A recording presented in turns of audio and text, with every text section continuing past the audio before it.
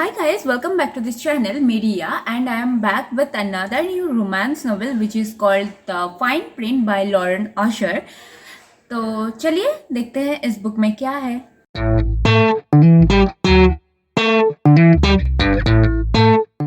इस बुक का जो स्टोरी है ना वो रॉबिन केन से शुरू होता है। रॉबिन केन यानी ड्रीमलैंड अम्यूजमेंट पार्क का ओनर और एक बिलियनियर। तो उनको उनके दादाजी ने मरने से पहले एक लेटर देते हैं जिसमें लिखा होता है कि अम्यूजमेंट पार्क का मतलब उस ड्रीमलैंड पार्क का रिनोवेट करना है और नए तरीके से उसको ओपन करना है। और रॉबिन उस वहाँ पे नहीं रहना चाहता था, वो दूसरे कंट्री में जाने वाला था और उस प्रोजेक्ट के लिए वो 6 महीने के लिए वहाँ पे रहने वाला था और काम ख़त्म करके वो वहाँ से जाने वाला था। और काम जल्दी जल्दी हो सके इसलिए वो उनका एक क्रिएटर टीम था, लेकिन वो और भी क्रिएटर्स को लाना चाहता था क्योंकि और भी जल्दी काम हो सके और फिर वो वहाँ से जा सके। तो उसके लिए वो एक क्रिएटर्स रिक्वायरमेंट का एक फॉर्म रिलीज़ करते हैं और वहाँ पे उस क्रिएटर के लिए एक लड़की सिलेक्ट होती है जिसका नाम है जहरा। तो जहरा एक लड़की थी, बहुत ही बबली सी थी, बहुत ही प्यारी सी, खिली हुई, फुल ऑफ लाइफ, मतलब सनशाइन टाइप्स। और वो किसी से भी दोस्ती कर सकती थी, किसी को भी हंसा सकती थी और वो बहुत ही प्यारी थी। तो वो ज्वाइन करती है और एक दिन वो मतलब कि जहरा अपने कैबिन में काम कर रही थी और फिर वहाँ पे रॉबिन आता है और वो आके देखता है कि उसके वॉल पे एक ड्राइंग था जो कि हिंदू वेडिंग इंडियन थीम था। तो रॉबिन उसको पूछता है कि ये क्या है, तो वो बोलती है कि वो एक इंडियन हिंदू वेडिंग थीम है। एक्चुअली ना वो ड्राइंग खराब हो चुका था और वो रॉबिन उसको लेके आता है और उसको बोलता है कि वो पेंटिंग मतलब कि वो ड्राइंग सही से वो ड्रॉ करवा के लेके आएगा किसी क्रिएटर से। तो जहरा उसको दे देती है और फिर दूसरे दिन वो लाके देता है। तो जहरा बहुत खुश हो जाती है कि इतने अच्छे से वो ड्राइंग बनाया था किसी ने। और जहरा जब रॉबिन से पूछती है कि ये किसने बनाया, तो रॉबिन बोलता है कि अपने किसी क्रिएटर से वो बनवा के लेके आया है। तो जहरा उसको बोलती है कि उसका नंबर उसको दे दे ताकि वो उसको थैंक्स बोल सके, लेकिन रॉबिन नहीं देता है और देता भी कैसे, क्योंकि वो जो ड्राइंग था वो एक्चुअली रॉबिन ने ही ड्रॉ किया था। क्यों? और वो किसी को ये सब नहीं बताता है क्योंकि उसको एक डर था। एक्चुअली उसके जो पापा थे वो ये सब चीज़ पसंद नहीं करते थे और वो रॉबिन को यूज़लेस, वीक समझता था। उसके पापा को लगता था कि रॉबिन कभी कुछ नहीं कर सकता है। तो उसके पापा को वो प्रूफ करने के लिए अपना पैशन, ड्राइंग, वो सब कुछ छोड़ चुका था। तो जहरा बोलती है कि अगर वो उसका नंबर नहीं दे सकता है तो जहरा का नंबर वो उस तक पहुंचा दे। और फिर रॉबिन उसका नंबर लेता है और रॉबिन एक्चुअली जहरा की कैरेक्टर से बहुत क्यूरियस भी था और उससे बहुत अट्रैक्ट भी हो रहा था। तो वो उसको फेक नंबर से मैसेज करता है और फिर क्योंकि उसको पता लगाना था कि सच में क्या जहरा वैसी ही है या फिर वो सब कुछ नाटक करती है। तो जब वो लोग बात करना चालू किए तो रॉबिन को पता चलते हैं कि एक्चुअल में ही जहरा वैसी ही है और जहरा ना सबको एक ही नज़र से देखता है और रॉबिन को भी वो एक ही नज़र से देखता है जैसे कि बाकी सबको। मतलब रॉबिन इतना रिच है लेकिन और उसके पास इतना नेम है, फेम है, मनी है, लेकिन उससे जहरा की कोई फ़र्क नहीं पड़ता था। तो जहरा और इसी बात से रॉबिन बहुत खुश भी था, बहुत अट्रैक्ट भी हो रहा था उसकी तरफ। और फिर एक दिन, लेकिन जहरा को ये बात नहीं पता था कि वो जिससे बात कर रही है मैसेज पे वो और कोई नहीं, रॉबिन ही था। तो और एक दिन रॉबिन हिम्मत करके जहरा को बोल देता है कि वो कोई स्कॉटवर्ड नहीं है जिससे वो बात करता है, वो एक्चुअली रॉबिन ही है। तो ये सुन के जहरा बहुत गुस्सा हो जाती है, बहुत अपसेट हो जाती है क्योंकि उसे झूठ बिल्कुल भी बर्दाश्त नहीं था। तो एक्चुअली क्योंकि उसका जो एक्स बॉयफ्रेंड था ना, वो ज़हरा से बहुत झूठ बोला था, उसके साथ चीटिंग किए थे और बहुत कुछ, इसीलिए उसे जो लोग झूठ बोलते हैं बिल्कुल पसंद नहीं था। तो वो बहुत नाराज़ हो जाती है, लेकिन रॉबिन उसको एक चांस मांगता है और फिर उसको सब कुछ सच सच बता देता है कि वो उसके साथ ये सब क्यों किए थे।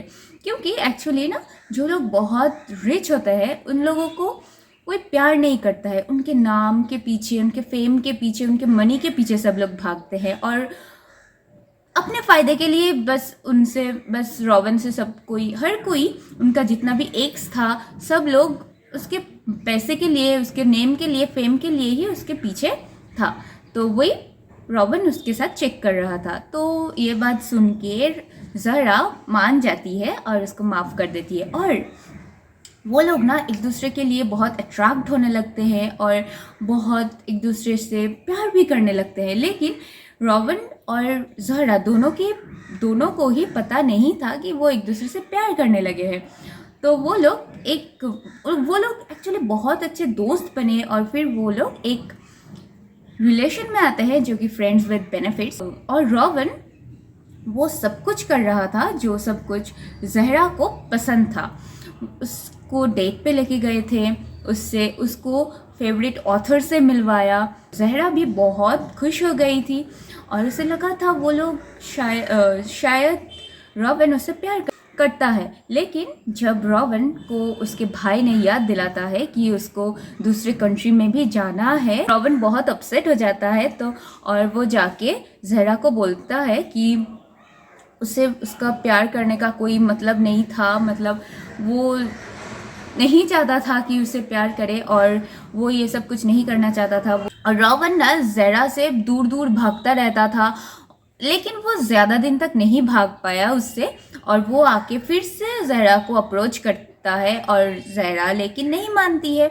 और उसी दौरान ज़हरा को एक लेटर मिलती है, जो लेटर रॉबिन की ग्रैंडफादर की तरफ से आया था उसको।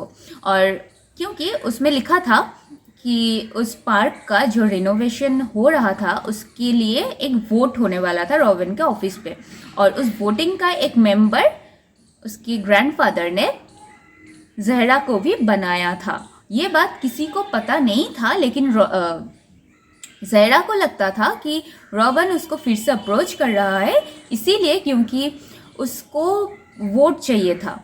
तो ज़हरा और भी अपसेट हो जाती है और फिर वो, लेकिन उस वोट के दिन वो जाता है ऑफिस पे और वहाँ पे एक मीटिंग होता है और इस मीटिंग पे ज़हरा को पता लगता है कि रॉबिन को कुछ भी नहीं पता था इसके बारे में और वो सब कुछ सीक्रेटली हो रहा था। उसके दादाजी ने सबको एक एक लेटर भेजे थे, ये सब कुछ उसको पता लग गया था। तो वो फिर से रॉबिन को माफ़ कर देती है और फिर वो लोग एक साथ रहने लगते हैं और फिर वो लोग एक साथ काम करते हैं। और 3 साल बाद उस पार्क का ओपनिंग होता है। 3 साल में रॉबिन और ज़हरा एक दूसरे से शादी कर लेते हैं और वो लोग हैप्पीली रहने लगते हैं। तो यही था आज का story, the fine print. The fine print बहुत ही अच्छा स्टोरी है, मुझे बहुत अच्छा लगा। और इस बुक में, ये बुक ज़्यादा स्पाइसी नहीं है लेकिन बहुत ही प्यारा सा एक स्टोरी है और कुछ सच भी है स्टोरी में, मतलब वैसा वाला सच नहीं, लेकिन जो होता है ना सोसाइटी में वही दिखाया गया है कि जो लोग बहुत रिच होते हैं उन लोगों को कोई उनके लिए प्यार नहीं करता है, उनके नेम फेम मनी से ही लोग प्यार करते हैं। और यहाँ पे भी वही दिखाया गया है और स्टोरी में इतना सेक्सुअलिटी भी नहीं दिखाया गया है, जो कि बहुत ही अच्छा है। और स्टोरी, ये जो बुक है ना, ये सबके लिए 100% रिकमेंडेड है, हर कोई पढ़ सकता है, बहुत ही इजी रीड है। और लेकिन इस बुक को बिलो 16 नहीं पढ़ सकते हैं क्योंकि थोड़ा बहुत तो स्पाइस है ना, नहीं तो कैसे। ओके, तो और इसमें ना एक और चीज़ मुझे बहुत अच्छा लगा, जो कि है जो इंडियन हिंदू वेडिंग है, एक्चुअली इंडियन थिंग, तो मुझे बहुत ही पसंद आया। एक्चुअली वो होता है ना कि आप जिससे बहुत ज़्यादा रिलेट कर पाते हो वही आपको पसंद आता है तो आप सबको भी पसंद आएगा कि एक इसमें हमारा कल्चर है। तो यस, ये बुक बहुत ही अच्छा है, मुझे बहुत अच्छा लगा और स्टोरी भी बहुत ही अच्छा है। और इस बुक में डुअल पॉइंट ऑफ व्यू है ज़हरा और जो रॉबिन का। और इसमें जो रॉबिन का कैरेक्टर है ना, ग्रम्पी है, लेकिन वो मीन वाला नहीं है, डोमिनेटिंग वाला नहीं है, बहुत ही प्यारा सा है। और ज़हरा ज़हरा तो बहुत ही प्यारी है और वो खिली हुई सी थी, बहुत हैप्पी हैप्पी एक गर्ल थी। तो यस, आपको पढ़ के बहुत अच्छा लगेगा। तो yes, try it and yes, this is the video. और अच्छा लगे तो प्लीज़ एक लाइक कर देना और शेयर कर देना जो लोग बुक पढ़ना पसंद करते हैं उनके साथ। और चैनल पे नए हो तो प्लीज़ सब्सक्राइब ज़रूर कर देना। और यस, आप लोग बुक रेकमेंड करते रहिए, मैं उन पे वीडियो बनाती रहूँगी। तो ठीक है, मिलते हैं नए किसी बुक के साथ, नए किसी वीडियो में। तब तक के लिए take care, tata, thank you.